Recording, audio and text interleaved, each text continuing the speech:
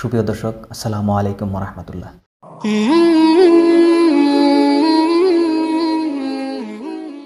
সেই দার্শনিকের কথা, একজন দার্শনিক নৌকায় চড়ে যাচ্ছে কোথাও।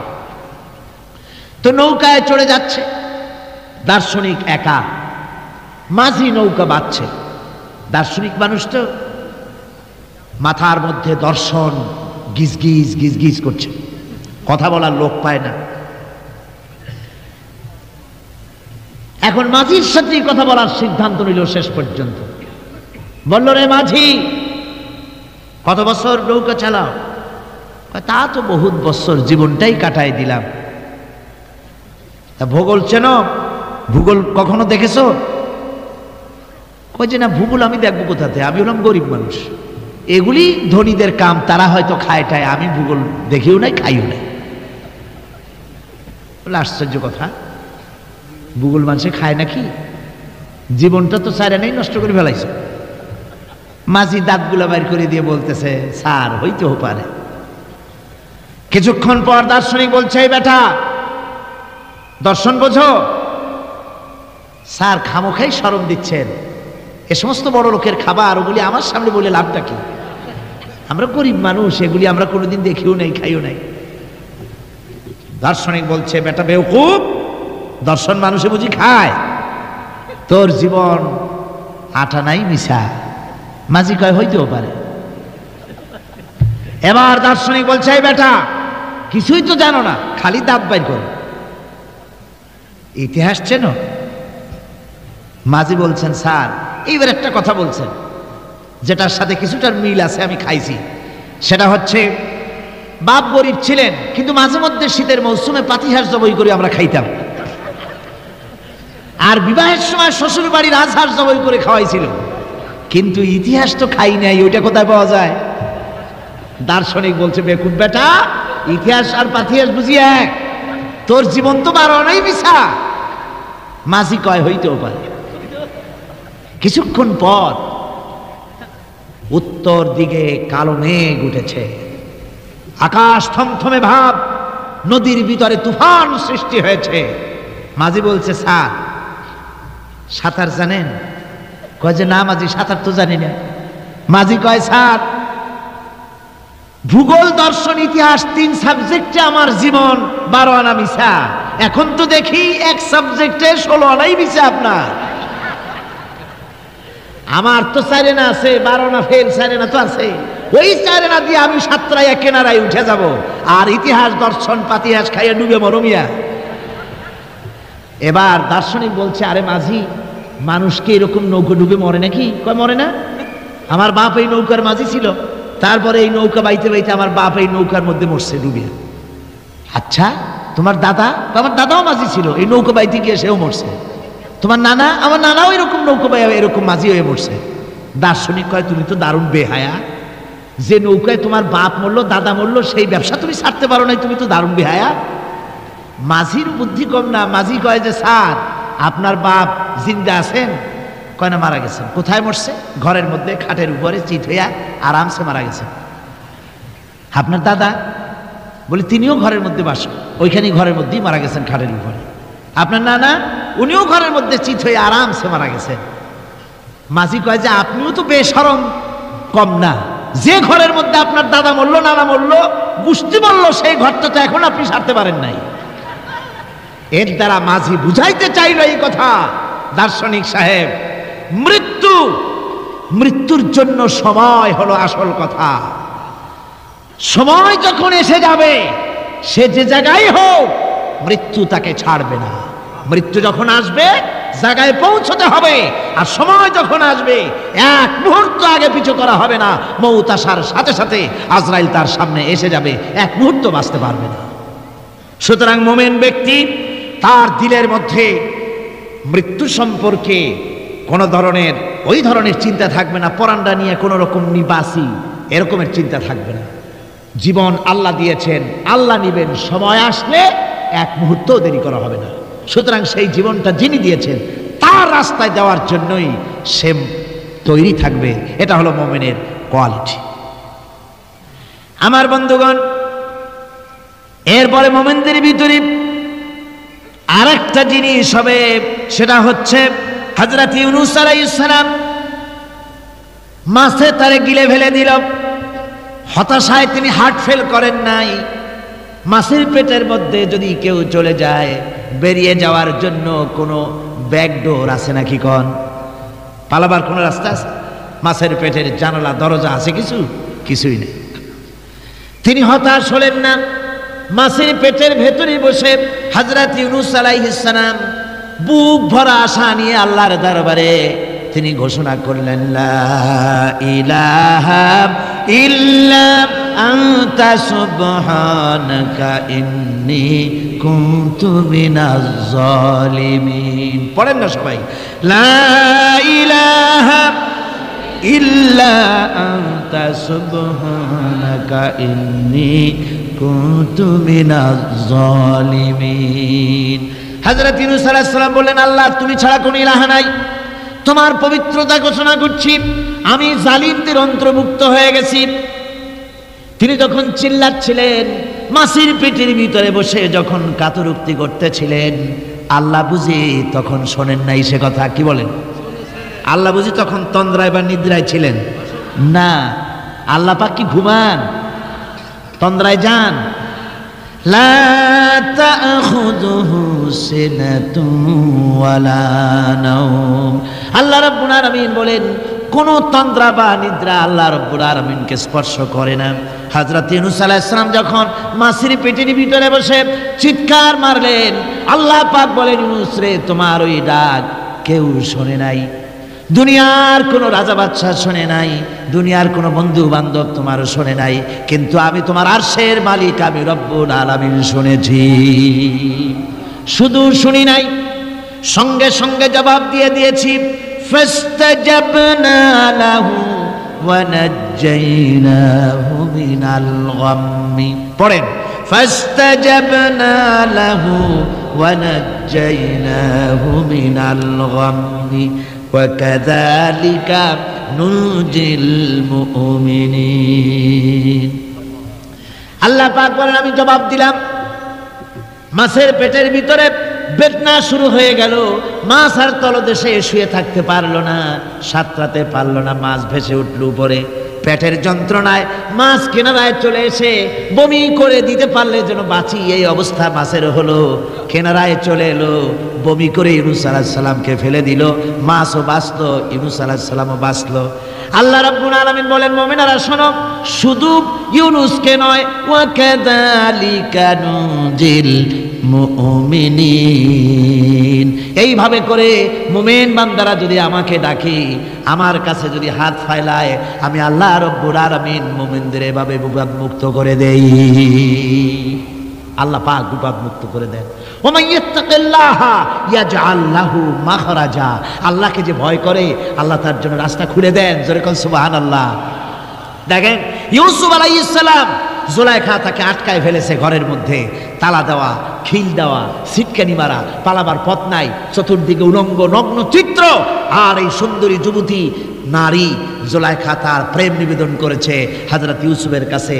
যৌবনে ভরা টকবকে যৌবনের যুবক হযরত ইউসুফ আলাইহিস সালাম, সৌন্দর্যের পিরামিড, বাঁচার কোনো পথ নাই জুলাইখার কুপ্রবৃত্তি চরিতার্থ করে দেওয়া ছাড়া।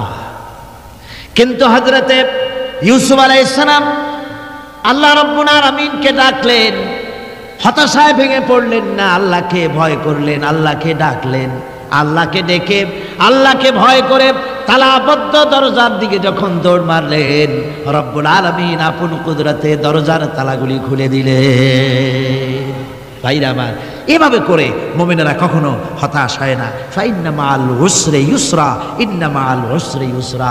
মনে রাখতে হবে, দুঃখ কষ্টের সাথে থাকে সুযোগ সুবিধা, আর প্রত্যেক অসচ্ছলতার সাথে থাকে উদার সচ্ছলতা। এর কোনো বিপরীত কখনোই হয় না। আল্লাহ রাব্বুল আলামিন এইভাবে করে মুমিনদের ফাইযা সাআলাকা ইবাদি আন্নী ফাইন্নী করিব। আল্লাহ পাক বলে, বান্দা যখন আমাকে ডাকে, আমি বান্দার একদম নিকটে।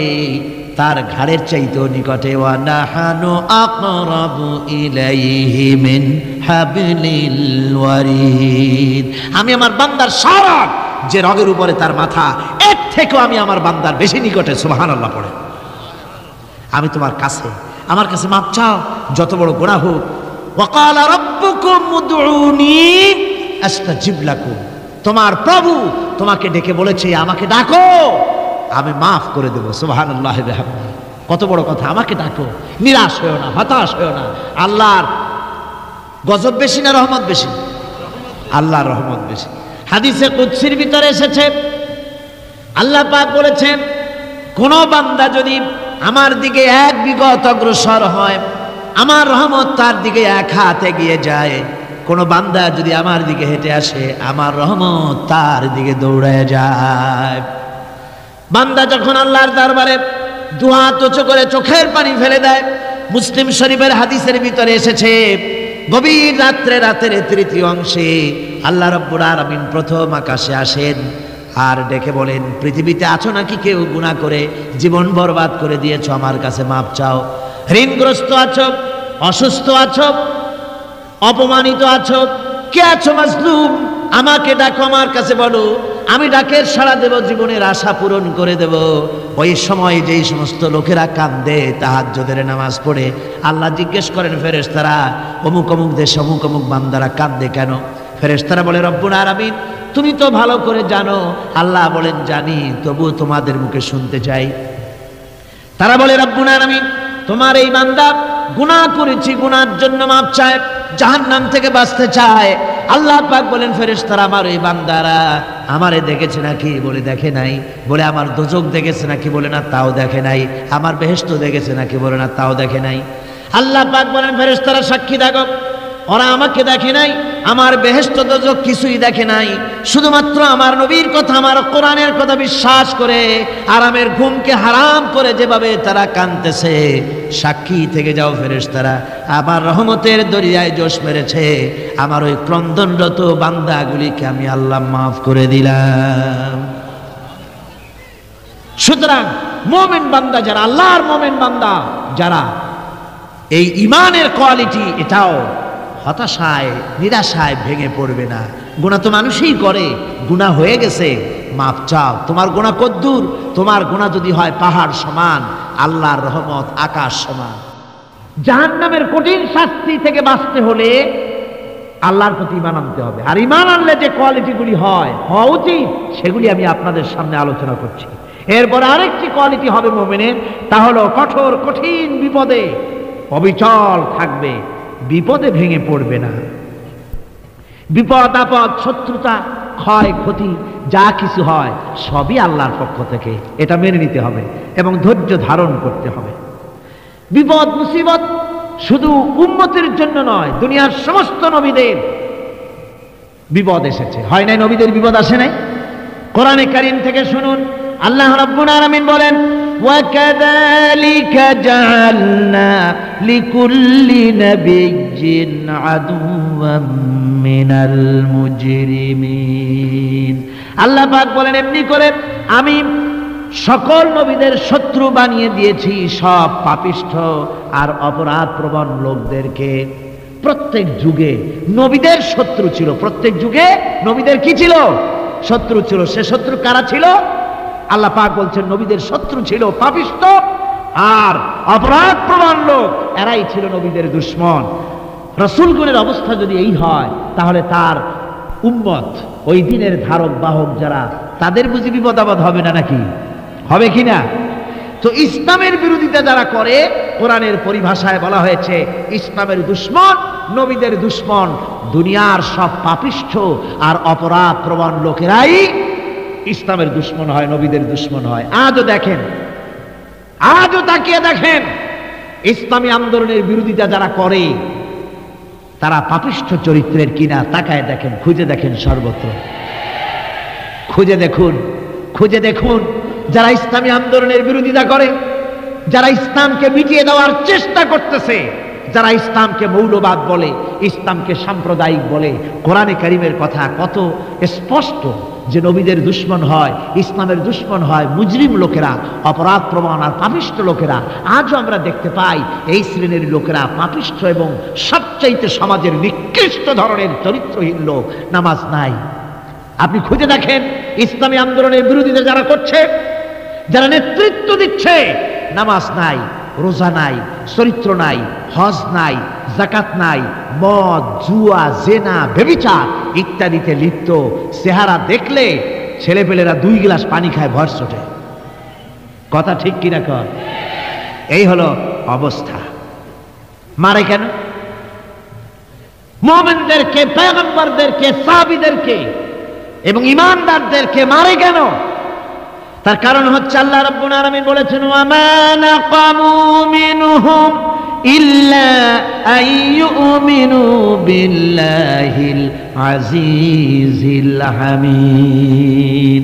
কাফিররা ঈমানদার লোকদেরকে অন্য কোন অপরাধী নির্যাতন চালায় না, নির্যাতন চালায় শুধু এই কারণে যেহেতু মুমিন লোকেরা পরাক্রমশালী, আল্লাহ রাব্বুল আলামিনের দিনকে কায়েম করতে চায়, তার উপরে ঈমান এনেছে, এই কারণেই তারা মারে। ঠিক কিনা কর? যুগে যুগে নবীদের উপরে, সাহাবীদের উপরে যে অত্যাচার হয়েছে, সেই অত্যাচার এই কারণেই হয়েছে, অন্য কোনো কারণে নয়। এই কঠিন বিপদে অবিচলতা এবং ধৈর্যের দৃষ্টান্ত নবীগণ পেশ করেছেন পৃথিবীর বুকে। আমরা দেখেছি ইব্রাহিম আলাইহিস সালামকে আগুনে ফালানো হয়েছে, আছে না কোরআন শরীফে? আমি কিন্তু গল্প করতেছি না, সব কোরআনের কথা। কিসের কথা? ইব্রাহিম আলাইহিস সালামকে আগুনে ফালানো হচ্ছে। অপরাধ কি? অপরাধ হচ্ছে হযরত ইব্রাহিম আলাইহিস সালাম দাওয়াত দিয়েছেন, লা ইলাহা ইল্লাল্লাহ।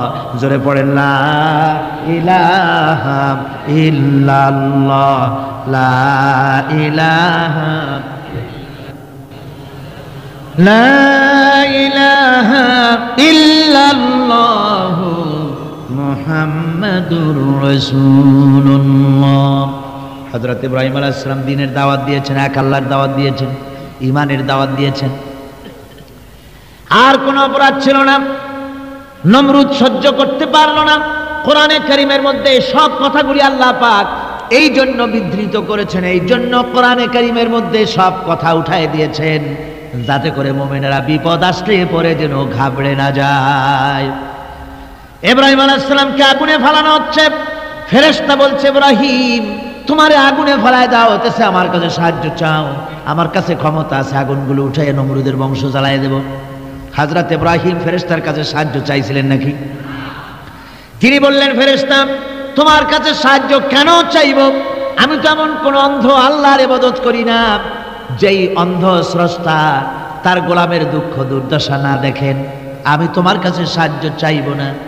হযরত ইব্রাহিম আলাইহিস সালাম পাশ করলেন। কি বলেন, পাশ করছেন না? ঈমানের পরীক্ষায় পাশ।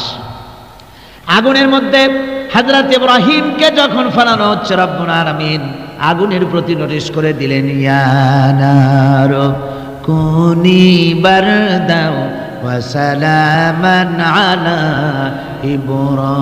ইব্রাহিম। আগুন আমার ইব্রাহিমের জন্য শান্তিদায়ক, ঠান্ডা হয়ে যা।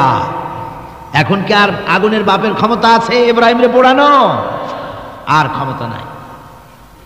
আমার বন্ধুগণ, ইব্রাহিম আগুনের ভিতরে আরামে বসা আছেন, আর ওদিকে নমরুদ বসে বসে দেখতেছে দূর থেকে। ইব্রাহিম তো জ্বলে না, গায়ের মধ্যে আগুন জ্বলে গেল। ডাক দিয়া কয়, আগুন তোর হলো কি? কেন জ্বালাইতে পারিস না আমার দুশ্মন রে? হলোটা কি তোর? তোর কি জ্বালানো শক্তি বন্ধ হয়ে গেল নাকি? আগুনের ভিতর থেকে জবাব এলো, নমরুদ রে, আমার ভিতরে জ্বালানো শক্তি আছে কি নাই যদি প্রমাণ করতে চাও, টেস্ট করতে চাও, তুই নিজে আয়, তোরে শুদ্ধ তামাম দুনিয়া জ্বালাই দিতে পারি, ইব্রাহিমের এক গাছা পশমও জ্বালাই দিতে পারি না। তার কারণ হচ্ছে আমি হচ্ছি মাখলুক, আল্লাহ হচ্ছেন খালিক। আল্লাহ আমাকে বলেছেন না জ্বালাতে, তুমি 1000 বার বললেও আমি ইব্রাহিমকে জ্বালাইতে পারবো না।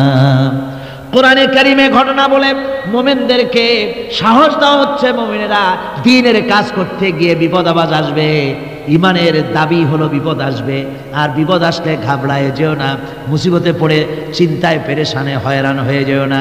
বিশ্বকবি আল্লামা ইকবাল কি সুন্দর করে বলেছেন, আজ ভি হো जू इब्राहिम का हिमा पैदा आग कर सकती है एक अंदाज गुलिस्तान पैदा। ইব্রাহিমের ঈমান যদি আজিও কোথাও হয় বিদ্যমান, করতে পারেন অগ্নিকুণ্ডে খুবসুরত এক গুলিস্তান। আজও যদি আগুনের ভিতরে কোন নমরুদ কোন ইব্রাহিমকে যদি ফেলে দেয়, আল্লাহ রাব্বুল আলামিন আজও আগুনকে ফুলের বাগান বানায়া দিবেন। সুবহানাল্লাহ। ভয় পাওয়ার কারণ নাই, চিন্তা করার কোনো কারণ নাই। আমার বন্ধুগণ, হযরতে হুদ আলাইহিস সালামকে যখন সমাজের লোকেরা, রাষ্ট্রের লোকেরা ঘিরে ফেলে দিল, সমাজ শক্তি, রাষ্ট্র শক্তি যখন তাকে ঘিরে ফেলে দিল, ষড়যন্ত্রের পাহাড় তুলে দিল, তারে মেরে ফেলে দিবে, হযরত হুদ দেশ থেকে তার পালায় গেলেন না, ভয় পেলেন না। হযরতে হুদ আলাইহিস সালাম বললেন, কোরআনে কারিমে হযরত হুদের কথা কোট করা হলো, ফাকিদুনি জামিআন সুম্মা লা তুনজিরুন। সম্মিলিতভাবে ষড়যন্ত্র করো আমার বিরুদ্ধে, সবাই মিলে ষড়যন্ত্র করো, সুম্মা লা তুনজিরুন, আর আমাকে এতটুকু অবকাশ তোমরা দিও না। ইন্নী তাওয়াক্কালতু আলাল্লাহি রাব্বি ওয়া রাব্বিকুম, আমি ভরসা করেছি সেই আল্লাহর উপরে যার কুদরতি হাতের ভেতরে, যিনি আমাদের রব তোমাদেরও রব, আর যার কুদরতি হাতের ভিতরে তামাম পৃথিবীর জানগুলি যার হাতে, সে আল্লাহর উপরে ভরসা করেছি।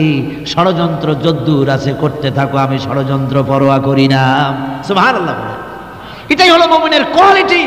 শুধু ঈমান, লা ইলাহা ইল্লাল্লাহু মুহাম্মাদুর রাসূলুল্লাহ, গরুর গোশত খাই, আর রবিউল মাস আসতে পরে ইয়া নবী সালাম আলাইকা, ইয়া রাসূল সালাম আলাইকা, তারপরে গরম গরম জিলাপি আর রসগোল্লা খাইলাম খুব বেশি করিয়া, এর নাম মুমিন নয়। মুমিন হচ্ছে তার চলায় ফেরায়, ওঠায় বসায় সাহসিকতার এক আন্দাজ তৈরি হবে সে। আমার ভাইয়েরা, বিপদে অবিচলতা আমাদেরকে পয়গম্বরেরা শিক্ষা দান করেছেন।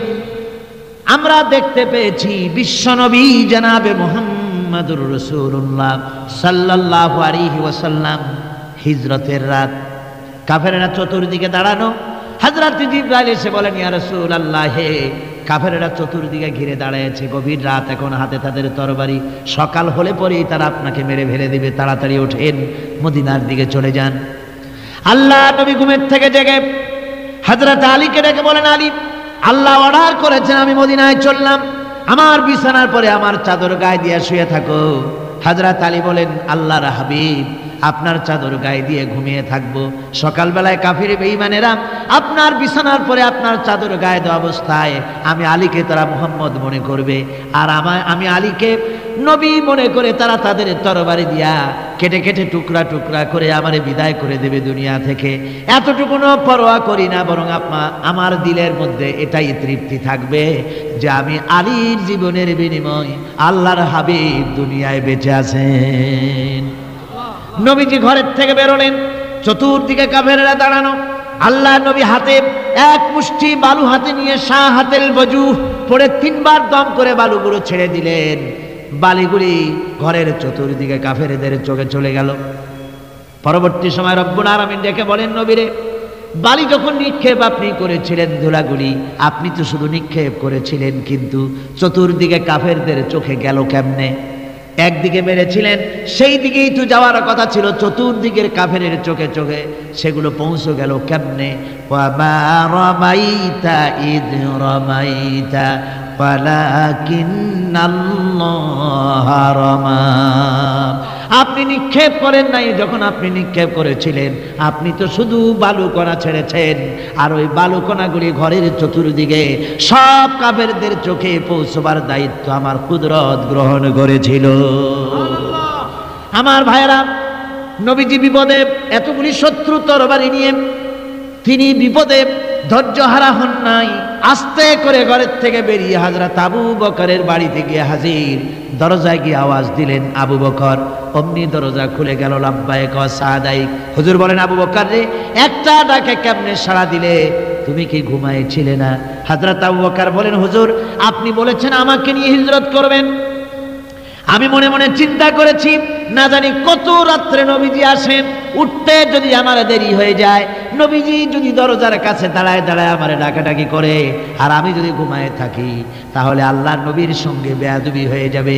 এই মনে করে বিছানায় না ঘুমাইয়া আপনার গলার আওয়াজ শোনার জন্যে এই দরজার সঙ্গে পিঠ লাগাইয়া লাগাইয়া দাঁড়াইয়া ঘুমাচ্ছিলাম। আল্লাহ নবী হযরত আবু বকরকে সঙ্গে করে নিয়ে চললেন মদিনার দিকে, উল্টা পথে রওনা করলেন। বারবার কাবা শরীফের দিকে তাকাতে লাগলেন।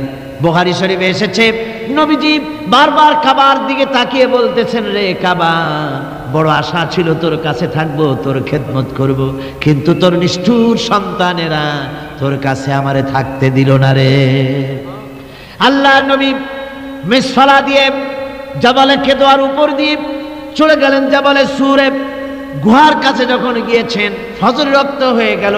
হযরত আবু বকর রাদিয়াল্লাহু তাআলা আনহু বলছেন, হুজুর আর উপায় নাই, দিন হয়ে গেল, এখন বুঝি ধরা পড়ে যাব, ওই গুহার মধ্যে গিয়ে আশ্রয় নেই। তবে আপনি দাঁড়ান, গুহার ভিতরেই পাহাড়িয়া গুহা, বিচ্ছু থাকতে পারে, সাপ থাকতে পারে, আমি আগে ঢুকি, যদি কোনো হিংস্র প্রাণী থাকে আমার উপর দিয়ে আঘাত হয়ে যাক, আল্লাহর নবী হেফাজতে থাকুক। হযরত আবু বকর রাদিয়াল্লাহু তাআলা আনহু গুহার ভিতরে নামলেন। নেমে গুহা সাফ করে হুজুরকে ডাকলেন। হুজুর তাশরীফ ফরমালেন গুহার মধ্যে।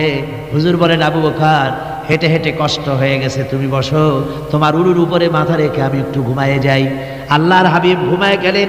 হযরত আবু বকর লক্ষ্য করে দেখেন চতুর্দিকে অনেকগুলি গর্ত দেখা যায়। এই গর্ত থেকে সাপ আসতে পারে, বিচ্ছু আসতে পারে মনে করে নিজের গায়ের চাদর ছিঁড়ে ছিঁড়ে গর্তগুলি বন্ধ করা শুরু করে দিলেন। কয়েকটা গর্ত বন্ধ করার মতো চাদর আর নাই, পাও দিয়ে চেপে ধরলেন। এক পাহাড়িয়া বিষধর সাপ বেরোবার জন্য চেষ্টা করে বেরোবার পথ খুঁজে না পেয়ে হযরত আবু বকরের পায়ের উপরে দংশন করেছে। বিষের যন্ত্রণায় হযরত আবু বকরের চোখ থেকে পানি দরদর করে পড়ছে। রাসূলুল্লাহর ঘুম ভেঙে গেল। আল্লাহর নবী তাকে বলেন, আবু বকর, চোখে পানি কেন? বাড়ির কথা বুঝি মনে পড়ে গেছে? হযরত আবু বকর বলেন, ইয়া রাসূলুল্লাহ, আল্লাহর নামে কসম করে বলি, যেই দিন আমি ঈমান এনেছি ওই দিন থেকে আমার মা বাপ, আমার কোলে আমার সন্তান, আমার স্ত্রী, আমার জায়গা তুমি ঘর বাড়ি, এমনকি আমার নিজের আত্মার চাইতে হুজুর আপনারে ভালোবাসি বেশি। তাহলে কাঁদো কেন? হযরত আবু বকর বলেন, হুজুর, বাড়ির জন্য কাঁদি না, ছেলেমেয়ের জন্য কাঁদি না, সাপে দংশন করেছে, যন্ত্রণায় কাঁদতেছি। আল্লাহর নবী সঙ্গে সঙ্গে মুখ থেকে থুতু বার করে যন্ত্রণার জায়গায় লাগাই দিলেন। সঙ্গে সঙ্গে যন্ত্রণা বন্ধ হয়ে গেল। হুজুর বললেন, আবু বকর, প্রথম যখন তোমার এই আঘাত করেছিল সাপে, আমাকে কেন তাড়াতাড়ি বলো নাই? এতক্ষণ তো তোমার কষ্ট হতো না। হযরত আবু বকর বলেন, ইয়া রাসূলুল্লাহ, ওটা তো সাপে কাটার যন্ত্রণা, ওই যন্ত্রণায় আমার রক্ত জ্বলতেছে, যন্ত্রণায় যন্ত্রণায় আমার কলেজাটা যদি ফেটেও যেত। আল্লাহর হাবিব আরাম ফরমাচ্ছিলেন, আমি তাকে আরামে বিঘ্ন ঘটাতে পারতাম না।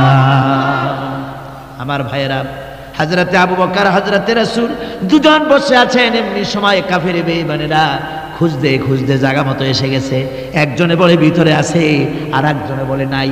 পায়ের যদি থাকবে তাহলে মাকড়সায় জাল বুনালো কি করে, পাখি ডিম পেড়ে বসে আছে কি করে, তাদের সন্দেহ হতে লাগলো। এর মধ্যে নাই, একজন বলে আছে আর একজন বলে নাই।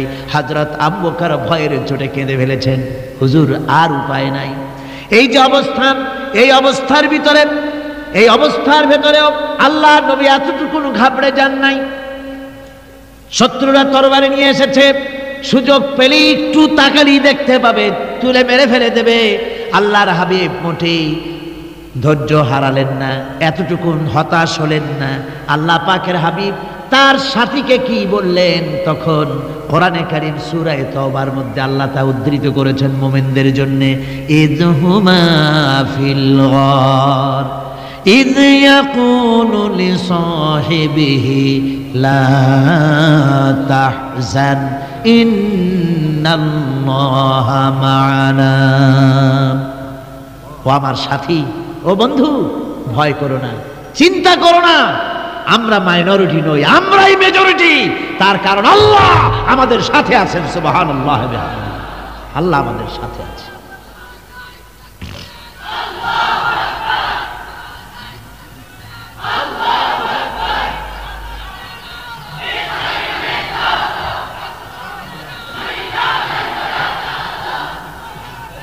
আমার বন্ধুগণ, কোরআনে কারিমে রব্বুল আলামিন বলেন ফাআনজালাল্লাহু সাকিনাতাহু আলাইহি ওয়া আইয়াদাহু বিজুনুদিন লাম তারাওহা। আল্লাহ পাক তার মনের মধ্যে গভীর প্রশান্তি এবং স্বস্তি দান করলেন, আর এমন সৈন্য দিয়ে সাহায্য করলেন যে সৈন্যদেরকে তোমরা দেখতে পাও না। এভাবে করে রব্বুল আলামিন মুমিনদের বিপদে আপদে মুসিবতে সব সময় আল্লাহ পাক মুসলমানদেরকে সাহায্য করেছেন। জোরে বলেন সুবহানাল্লাহ। মুমিনদের সাহায্যকারী আল্লাহ। তাই ইসলামী আন্দোলনের সাথে যারা আছে, যারা কর্মী, যারা নেতা, যারা মুমিন, যারা ইমানদার, মেঘের মতো প্রচন্ড কালো মেঘ হয়ে চতুর্দিক থেকে অন্ধকারের মতো শেষে বিপদ, কোনো বিপদ না। আল্লাহ পাক সাহায্যকারী। কে সাহায্যকারী? জোরে বলেন সাহায্যকারী কে? আল্লাহ সুবহানাহু ওয়া তাআলা, তিনি সাহায্যকারী, ভয় নাই। আল্লাহ পাকের উপর ঈমান আনলে পরে কলিজার ভিতরে দুর্জয় সাহসের সৃষ্টি হয়ে যায়, কোনো ভয় অন্তঃকরণে তার থাকে না। আল্লাহ পাক সাহায্য করেন। আর আল্লাহর উপরে ঈমান আনলে পরে রব্বুল আলামিন বলেছেন ইয়া আইয়ুহাল্লাযীনা আমানু হাল আদুল্লুকুম আলা তিজারাতিন তুনজিকুম মিন আযাবিন আলিম। এমন একটা ব্যবসার কথা কি বলবো না যে ব্যবসায় তোমাদেরকে জাহান্নামের আযাব থেকে বাঁচায় দেবে। তার প্রথম কাজই হলো আল্লাহর প্রতি ঈমান আনা। ঈমান আনলে পরে এই সমস্ত গুণ তৈরি হয়ে যায়। আর ঈমানে সবচাইতে উপকৃত হয় সমাজের লোকেরা, রাষ্ট্রের লোকেরা, পরিবারের লোকেরা, দেশের মানুষ উপকৃত হয় মুমিনদের দিয়ে ঈমানের কারণে। তার কারণ হলো একজন মুমিন, একজন ব্যক্তি যখন ঈমানদার হয়, মুমিন হয়ে যায়, আল্লাহর প্রতি যখন প্রগাঢ় বিশ্বাস তার এসে যায়, তখন সেই ব্যক্তি নৈতিকতার মান তার বেড়ে যায়। জোরে বলেন সুবহানাল্লাহ। নৈতিক চরিত্রের উপরে সে প্রতিষ্ঠিত হয়, সে মিথ্যা বলতে সাহস পায় না। মুমিন ব্যক্তি মিথ্যা বলতে সাহস পায় না। কেন পায় না? মিথ্যা বলতে সাহস পায় না, ঠকাতে সাহস পায় না, ওজনে কম দিতে সাহস পায় না, শয়তানি বদমাশি করতে সাহস পায় না। তার কারণ হলো আল্লাহ পাক বলে দিয়েছেন, মুমিন কোরআনের ভিতরে পড়েছে ইয ইয়াতালাক্কাল মুতালাক্কিয়ানি আনিল ইয়ামিনি ওয়া আনিশ শিমালি কাঈদ। দুজন নিয়ন্ত্রণকারী ফেরেশতা তোমার ডানে এবং বামে বসে বসে তোমাকে নিয়ন্ত্রণ করছে, কোথায় যাও কি করো এই ফেরেশতারা বসে বসে সব দেখতেছে। মা ইয়ালফিযু মিন কাওলিন ইল্লা লাদাইহি রাকীবুন আতীদ। মানুষ এমন কোনো কথা বলে না যা ফেরেশতারা রেকর্ড না করে, সব রেকর্ড হয়ে যায়। তাই মুমিন ব্যক্তি দায়িত্বহীন কথা বলতে পারে না। মুমিন ব্যক্তির চরিত্র ভালো হয়ে যায়। সে যে কথা বলে বুঝে শুনে কথা বলে, সে যে ওয়াদা করে বুঝে শুনে ওয়াদা করে। যেহেতু সব কিছুর জবাব কিয়ামতে দিতে হবে। কোথায় দিতে হবে? কোথায় দিতে হবে? কিয়ামতে আল্লাহর দরবারে জবাব দিতে হবে। মহান আল্লাহ রাব্বুল আলামিন বলেছেন ওয়ালাকাদ খালাকনাল ইনসানা ওয়া না'লামু মা তুওয়াসবিসু বিহি নাফসু। মানুষ সৃষ্টি করেছি আমি, তার অন্তঃকরণের ভিতরে ওয়াসওয়াসা কি হয় আমি জানি। এই জন্য মুমিনেরা মনের ভিতরে কোনো খারাপ কল্পনাও করতে পারে না। খারাপ কল্পনা করলেও তার হিসাব দেওয়া লাগবে আল্লাহর কাছে। কার কাছে? ওয়াইন তুবদু মিন আনফুসিকুম আও তুখফুহু ইউহাসিবুকুম বিহিল্লাহ। আল্লাহ বলেন মনের মধ্যে যেসব কল্পনা করো তা প্রকাশ করো আর গোপন রাখো, ওইটার হিসাব নেব আমি আল্লাহ পাক। কিয়ামতের দিন আমার কাছে হিসাব দিতে হবে। বন্ধুগণ, এই জন্য মুমিন যারা, মুমিনদের চরিত্র প্রতিষ্ঠিত হয়, মুমিনদের ধারণা থাকে যেখানেই যাই না কেন, যেখানেই বসি না কেন, সেখানেই আল্লাহ, আল্লাহ ছাড়া কোনো জায়গা নাই। আছে নাকি? আছে। আল্লাহ পাক বলেন মা ইয়াকুনু মিন নাজওয়া সালাসাতিন ইল্লা হুয়া রাবিউহুম। তোমরা যেখানে তিনজন মিলে পরামর্শ করো, মনে রেখো তিনজন নও, ওখানে চতুর্থ সত্তা আমি রব্বুল আলামিন তোমাদের কাছে আছি। সব শুনিয়ার দেখি। পাঁচজন যেখানে হও সেখানে আমি ষষ্ঠ। এর থেকে যদি কম হও, এর থেকে যদি বেশি হও, বান্দারে তুমি আছো যেখানে আমি আল্লাহ আছি সেখানে উপায় নাই, সব জায়গায় আমি দেখতে পাচ্ছি। শুধু তাই নয়, রাত্রিবেলায় মানুষেরা গোপনে পরামর্শ করে, করে না? করে কিনা? রাতে রাতে পরামর্শ করে, এক জায়গায় বসে, হলের মধ্যে, পাহাড়ের মধ্যে, কোনো জায়গায় বসে পরামর্শ করে। কি পরামর্শ? ইসলামী আন্দোলনের লোকদের মারবে, কোথায় তাদের ধরবে, কোথায় তাদের অত্যাচার করবে, এই সমস্ত পরামর্শ করে। আল্লাহ পাক বলছেন, শুনুন, আল্লাহ রাব্বুল আলামিন বলেন, ওয়া হুয়া মাআহুম ইয ইউবাইয়িতুনা মা লা ইয়ারদা মিনাল কাউল ওয়া কানা আল্লাহু বিমা তা'য়ামালুনা মুহীতা। আল্লাহ পাক বলেন, তিনি তো ঠিক সেই সময়ও তোমাদের কাছে থাকেন যখন তোমরা নিজেদের ঘরের মধ্যে বসে কোনো এক জায়গায় বসে আল্লাহর মর্জির খেলাফ পরামর্শ করো, আল্লাহ তখনও তোমাদের কাছে থাকেন। আল্লাহর ইহাতা থেকে, আল্লাহর কর্তৃত্ব থেকে বেরিয়ে যাওয়ার কোনো উপায় নাই। সুতরাং গোপনে বলেন, প্রকাশ্যে বলেন, যেভাবেই যা কিছু করা হোক না কেন, আল্লাহর কাছে আমাদের সমস্ত অপরাধগুলি ধরা হয়ে যায়। আর এটাই হচ্ছে ইমানের সীমা পরিসীমা। তিলকা হুদুদাল্লাহ ফালা তা'তাদুহা, তিলকা হুদুদুল্লাহ, এটাই হচ্ছে আল্লাহর সীমানা। ইমানের এই সীমারেখা বজায় রেখে ইমানের উপরে মজবুত করে কোনো ব্যক্তি, পরিবার, সমাজ, রাষ্ট্র যদি তৈরি হয়, তাহলে সেই সমাজই শান্তি আসে, সেই সমাজই আরাম আসে, সেই রাষ্ট্র শান্তিপূর্ণ হয়, সেখানে দিন কায়েম হয়, মানুষ সুখ সমৃদ্ধি খুঁজে পায়। সুতরাং আমরা আজকে আলোচনা করলাম ইমানের কোয়ালিটি। কি আলোচনা করলাম? ইমানের কোয়ালিটি। এই কোয়ালিটি দিয়ে যেন আল্লাহ আমাদেরকে ভরপুর করে দেন। জোরে বলেন আমিন, আরো জোরে বলেন আমিন। আজকে কোরআনে কারীমের তাফসীরের মাহফিলে স্বেচ্ছায় একজন ইসলাম কবুল করার জন্য এসেছেন।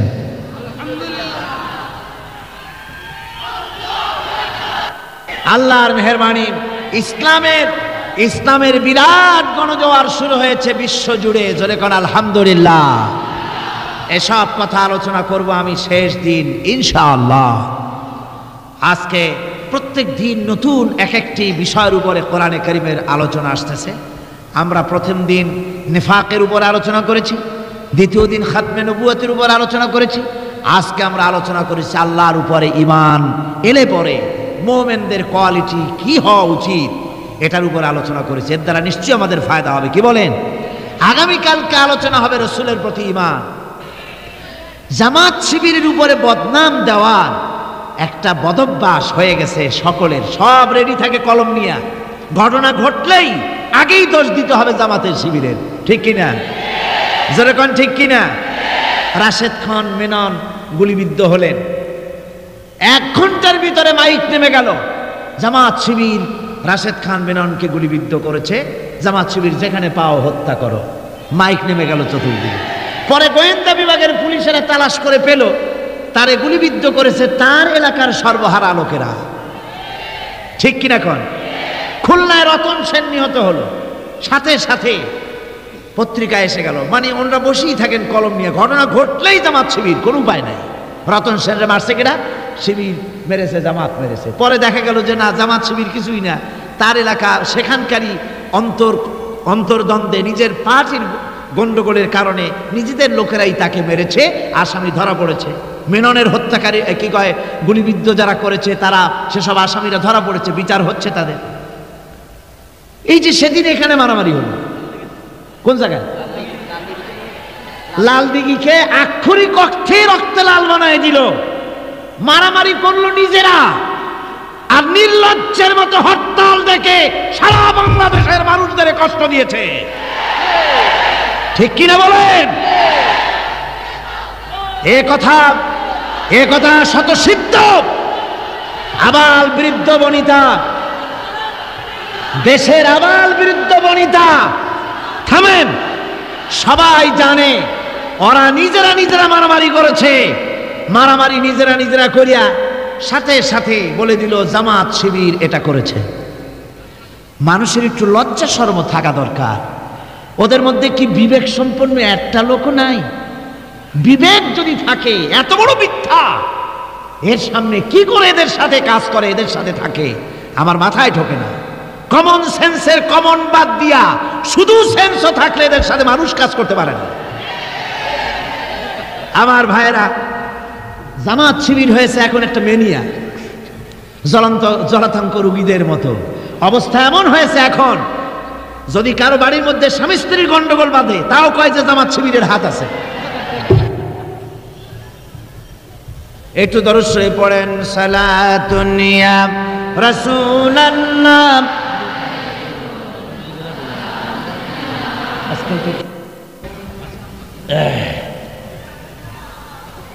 বিসমিল্লাহির রহমানির রহিম। বিসমিল্লাহির রহমানির রহিম। লা ইলাহা ইল্লাল্লাহু, জোরে বলো, মুহাম্মাদুর রাসূলুল্লাহ। আল্লাহ ছাড়া কোনো উপাস্য নাই, মাবুদ নাই, তিনি এক। মুহাম্মদ সাল্লাল্লাহু আলাইহি ওয়াসাল্লাম আল্লাহর প্রেরিত রাসূল। আশহাদু আন লা ইলাহা ইল্লাল্লাহু ওয়াহদাহু লা শারীকা লাহু ওয়া আশহাদু আন্না মুহাম্মাদান আবদুহু ওয়া রাসূলুহু। আমি সাক্ষ্য দিচ্ছি আল্লাহ ছাড়া কোনো ইলাহ নাই, মাবুদ নাই, উপাস্য নাই, তিনি এক, তিনি একক, তার কোনো অংশীদার নাই। আমি আরো সাক্ষ্য দিচ্ছি মুহাম্মদ সাল্লাল্লাহু আলাইহি ওয়াসাল্লাম আল্লাহর প্রেরিত রাসূল এবং তার বান্দা। সবাইকে সালাম দাও। আসসালামু আলাইকুম বলো। আপনারা বলেন ওয়ালাইকুম আসসালাম। এই ছেলে এতক্ষণ এক মুহূর্ত আগ পর্যন্ত ছিল মুশরিক, আর এখন হচ্ছে আমাদের জন্য, আমাদের তৌহিদবাদী, আমাদের মুসলমান ভাই। আমাদের কি হলো? আমাদের মুসলমান ভাই। বরং আমাদের থেকে তার এক ডিগ্রি মর্যাদা এখন বেশি। সেটা হলো এই, আমরা জীবনে বহুত গুনাহ করেছি, আমাদের আমলনামায় কম বেশি গুনাহ সকলের আছে, ঠিক না? কিন্তু এই লোকটি কলেমা পড়ার পর রাসূলুল্লাহ সাক্ষ্য দিচ্ছেন, আল্লাহর নবী বলেছেন কালেমা পড়ার সাথে সাথে পেছনের সব গুনাহ আল্লাহ মাফ করে দিয়েছেন। এখন সে মাসুম, সে বেগুনাহ, নবজাতকের মতোই বেগুনাহ। তার দায় দায়িত্ব ইসলামী সমাজ কল্যাণ পরিষদ গ্রহণ করেছে। এভাবে করে আরো যারা হবে আমরা তাদেরকেও ইসলামী সমাজ কল্যাণ পরিষদ শুধু একটি তাফসীরের মাহফিলই করে না, বরং এ ধরনের কাজ ও সমাজ কল্যাণমূলক বহুমুখী কাজ তারা করে থাকেন। এখন আমি আপনাদের সকলের পক্ষ থেকে আমাদের এই নতুন মুসলমান ভাইকে আলিঙ্গন করে সম্মানিত করছি।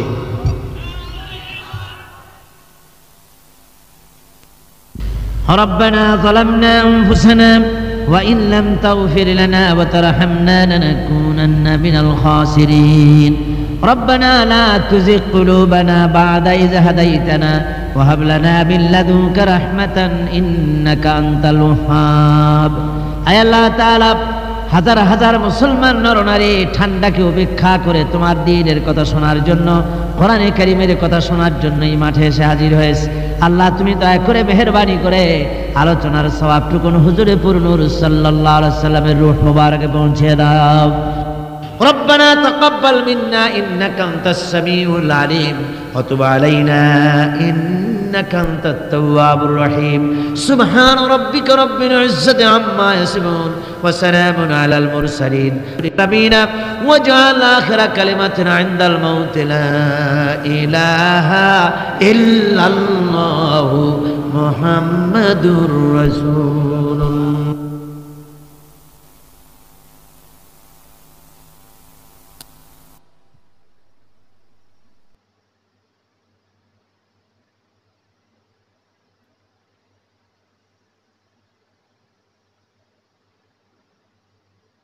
শেষে একটি কথা, আল্লাহ তাআলার দিনকে কেউ থামাতে পারে না। যারা ইবাদত দিতে চায় তারাই কখনো কখনো নিজের অজান্তে ইসলামের বার্তা ছড়িয়ে দেয়। আসুন আমরা সবাই আল্লাহর পথে অবিচল থাকি। আল্লাহ তাআলা আমাদের আমল কবুল করুন এবং হিদায়াতের উপর অটল রাখুন। আসসালামু আলাইকুম ওয়া রাহমাতুল্লাহ।